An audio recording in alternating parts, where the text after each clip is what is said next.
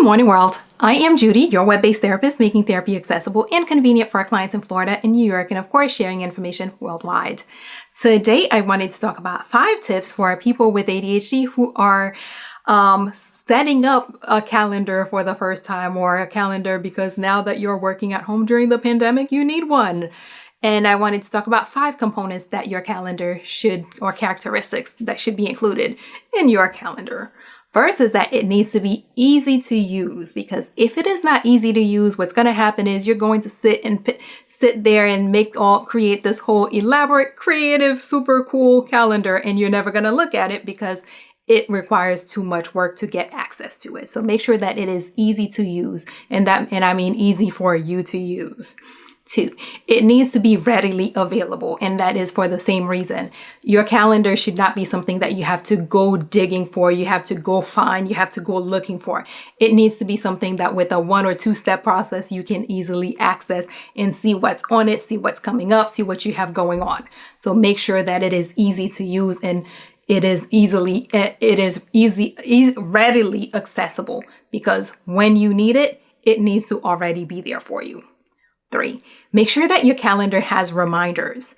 Again, with ADHD, one of the things that happens is that people can be so distracted by what they are doing or what they're not doing that they forget about all these other things that are supposed to be coming up. So make sure that your calendar has reminders so that if you happen to have gotten off track, or even if you are on track working on something, you have something to remind you that, hey, something else is coming up. So make sure that your calendar has a reminder feature, preferably something that's going to beep. 4, make sure that when you create a calendar, you include everything that needs to be done. That includes, hey, picking up the kids, going for a walk with the children, making dinner, because again, with ADHD, sometimes people get too overly consumed with one thing and forget about the other stuff, or they get off track and then forget to come back on track. Making sure that you put everything on the calendar. That way, everything is going to at some point beep and remind you, hey, you need to feed the children. So make sure everything, including your breaks, need to be on your agenda. And finally, your calendar or your agenda needs to make sense for you, and it needs to be personalized for your needs. It could be great to have all these super awesome calendars that everyone else is talking about. Hey, Oprah's favorite things or whatever it is. Those are great for some people, but when you are creating a system to help you manage your ADHD, you need something that's going to make sense for you, something that is going to be personalized to your needs. So make sure that whatever calendar, whatever plan, whatever system it is that you choose to use, make sure that you personalize it for you and that you personalize it in a way that makes sense for you.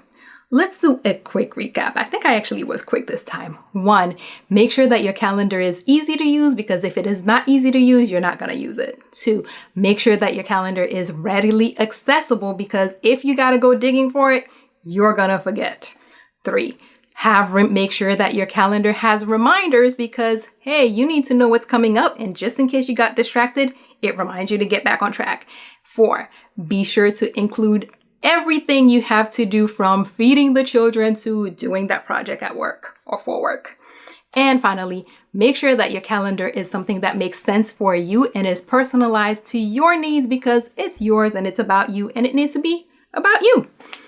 As always, if you or someone you know happens to be going through something that's more than you can handle, remember that there's a lot of help out there, including right now with so much going on. There are professionals like myself who are providing remote services and are able and available to help you if you need it. So find out who those people are in your community, so that if you need them, you can reach out and get the help that you need.